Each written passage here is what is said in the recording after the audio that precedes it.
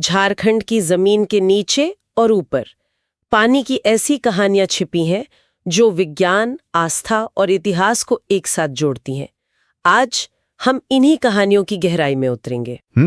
हमारे पास जो स्रोत हैं वे हमें झारखंड के मशहूर गर्म जल कुंडों से लेकर उन ऐतिहासिक झीलों तक ले जाते हैं जिनकी लहरों में क्रांति और चमत्कार दोनों की गूंज है। बिल्कुल। जानेंगे कि धरती के गर्भ से खौलता हुआ पानी क्यों निकलता है, और एक ऐसे तालाब की कहानी भी सुनेंगे जिसका नाम 1857 के स्वतंत्रता संग्राम से हमेशा के लिए जुड़ गया। तो चलिए इस सफर में गोता लगाते हैं। शुरुआत करते हैं सबसे बुनियादी सवाल से। प्राकृतिक रूप से इतना गर्म पानी कि उसमें औषधीय गुण हों, ये कैसे संभव है? क्या इसके पीछे कोई जादू है या फिर सीधा सरल विज्ञान? नहीं, इसमें कोई जादू टोना नहीं है। इसका पूरा लेना देना जमीन के अंदर की बनावट, मतलब भूगर्भिक संरचना से है। अच्छा।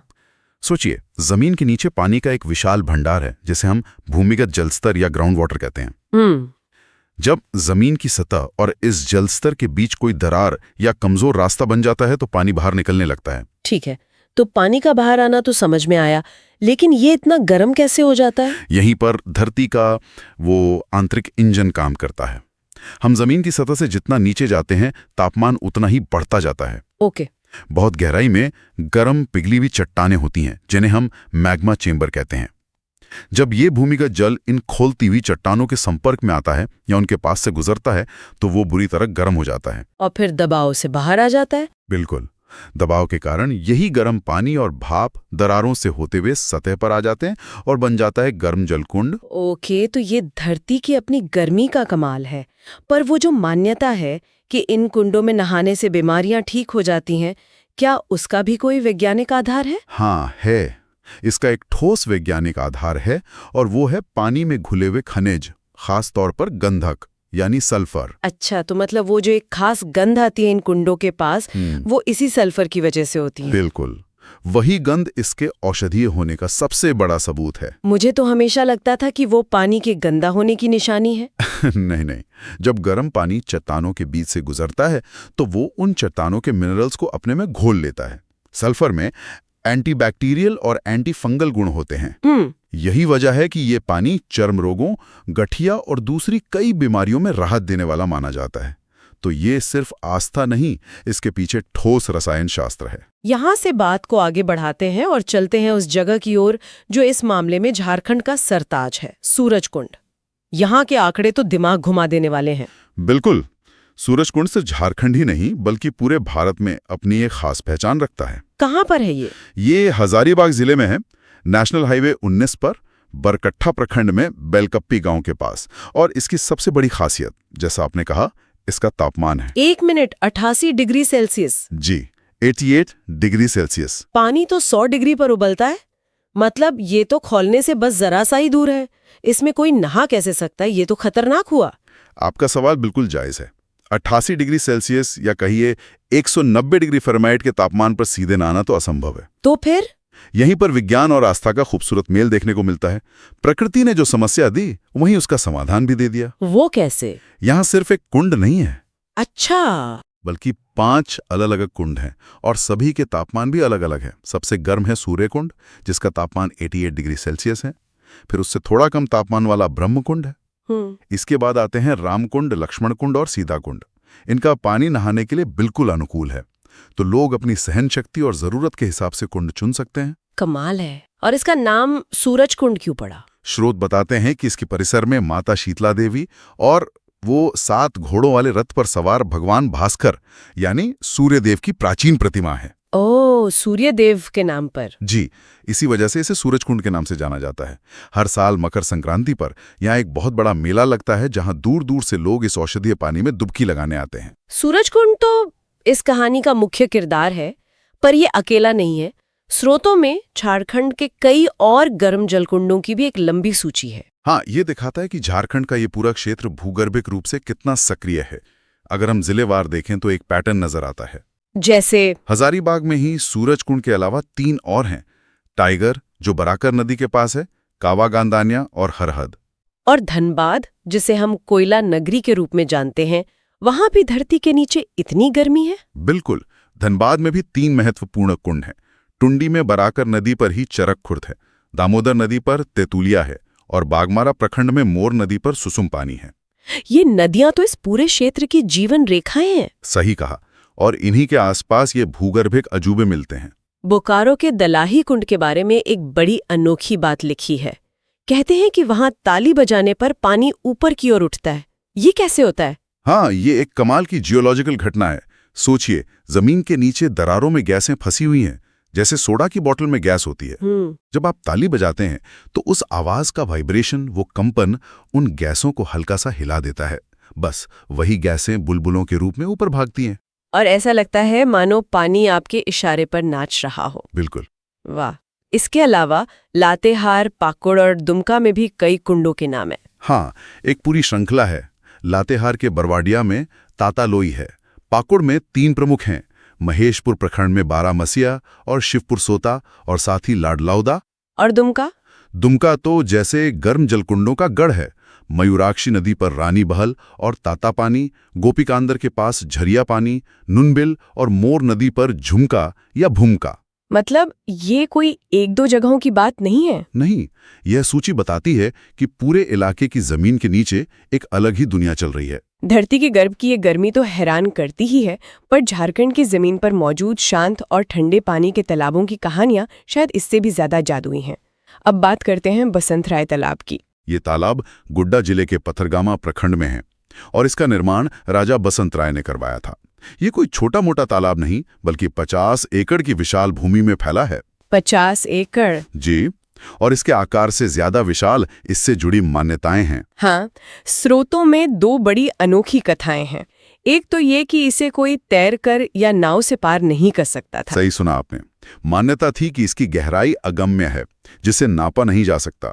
जिसने भी इसे पार करने की कोशिश की, वो जल रूपी कब्र में समा गया।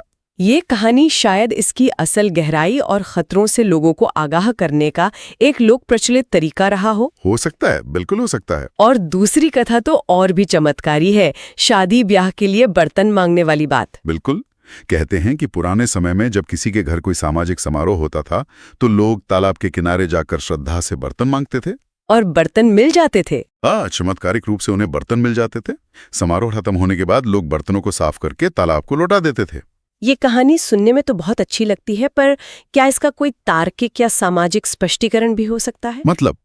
शायद उस समय समुदाय में बर्तन साझा करने की कोई व्यवस्था रही हो, जिसे बाद में तालाब के चमत्कार का रूप दे दिया गया। ये एक बहुत ही दिलचस्प और सटीक विश्लेषण है। अक्सर ऐसी लोक कथाएं सामाजिक व्यवस्थाओं और सामुदायिक जीवन के नियमों को एक पवित्र रूप देती हैं। हो सकता है कि ये कहानी आपसी सहयोग और ईमानदारी का प्रतीक रही हो, कि समुदाय की संपत्ति का इस्तेमाल करो पर उसे सम्मान के साथ लौटाओ। और आज भी इसका सांस्कृतिक महत्व कम नहीं हुआ है। बिल्कुल। हर साल 14 अप्रैल को चैत्र संक्रांति पर इसके किनारे 15 दिनों का एक बहुत बड़ा मेला लगता है। लेकिन हर तालाब की कहानी इतनी जादुई नहीं होती। कुछ कहानियां इतिहास के दर्द और बलिदान से सनी होती हैं। अब हम एक ऐसे तालाब का जिक्र करेंगे जिसका नाम ही शहादत की गवाही देता है, फांसीहारी तालाब। ये चतरा जिले में स्थित एक ऐतिहासिक स्मारक है। इसका नाम सुनकर ही एक सिहरण होती है, और ये नाम सीधे 1857 के प्रथम स्वतंत्रता संग्राम से जुड़ा है। अच्छा। 4 अक्टूबर 1857 को चतरा की लड़ाई के बाद यहीं पर एक आम के पेड़ से लटका सूबेदार जयमंगल पांडे और नादिर अली खान के साथ 56 अन्य क्रांतिकारियों को अंग्रेजों ने फांसी दे दी थी। 56 क्रांतिकारियों को? इसका मतलब इसका नाम ही फांसी देने की जगह से पड़ा है।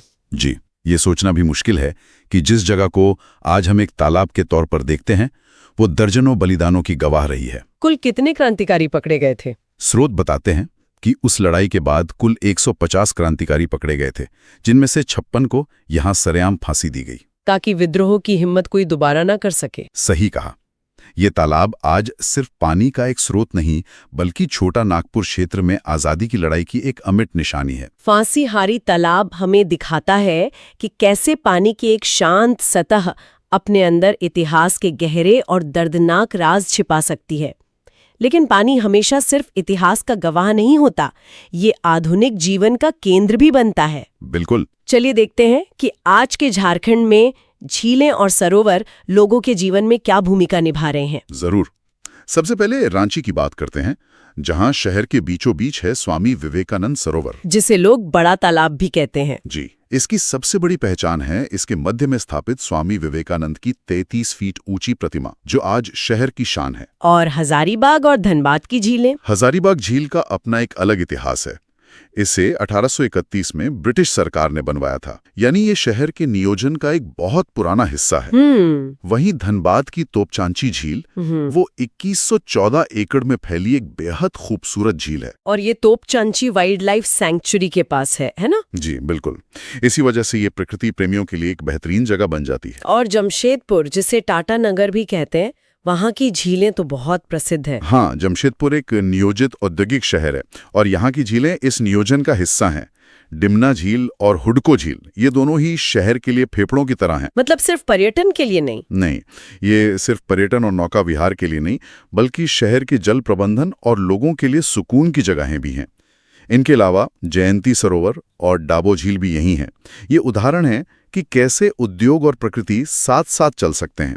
अंत में हमारे स्रोतों में जिलेवार बांधों और झीलों की एक पूरी सूची दी गई है। ये सिर्फ नामों की सूची नहीं लगती। बिल्कुल नहीं, ये सूची आजाद भारत के विकास की कहानी कहती है। वो कैसे? आप देखिए, दामोदर नदी, जिसे कभी बंगाल का शोक कहते थे, उसे काबू करने के लिए दामोदर घाटी परियोजना यानी डीवीसी बनी। उसी के तहत बने तिलैया डैम कोडरमा में और मैथन और पंचैत डैम धनबाद में। ये सिर्फ बांध नहीं थे, ये उस दौर के आधुनिक भारत के मंदिर वाली सोच के प्रतीक थे। और भी कई बड़े नाम हैं सूची में। हाँ, सरायकेला में सुवर्ण रेखा नदी पर बना चांडिल डैम, रामगढ़ का पतरातू डैम जो अपने थर्मल पावर स्टेशन के लिए मशहूर है, हजारीबाग का कोनार डैम, दुमका का मसांजोर डैम भी है। जी, मसांजोर डैम जो कनाडा के सहयोग से बना था। ये अंतर्राष्ट्रीय सहयोग का भी एक उदाहरण है। फिर रांची में गैताल सूद, कांके, ध्रुवा, हटिया डैम है जो राजधानी की पानी की जरूरतों को पूरा करते हैं। गिरिडीह का खंडोली डैम, वो एक लोकप्रिय पिकनिक स्पॉट है। इनके अलावा लातेहार, सिमडेगा, खूंटी से लेकर गढ़वा तक हर जिले में छोटे बड़े बांध और झीलें हैं जो सिंचाई, बिजली और पीने के पानी का आधार हैं। तो इस पूरी चर्चा का सार क्या निकलता है? हमने गर्म पानी के वैज्ञानिक कारणों से लेकर तालाबों से जुड़ी चमत्कारी कथाओं और 1857 के बलिदानों तक का सफर तय किया। जाते जाते सुनने वालों के लिए एक विचार, सोचिएगा जरूर। स्रोतों में उल्लेख है कि बसंतराय तालाब की गहराई अगम्य है और उसे कोई पार नहीं कर सकता। यह एक दिलचस्प सवाल उठाता है। विज्ञान और तकनीक के इस युग में ऐसी मान्यताएं हमारी प्राकृतिक धरोहरों को सहेजने में क्या भूमिका निभाती हैं?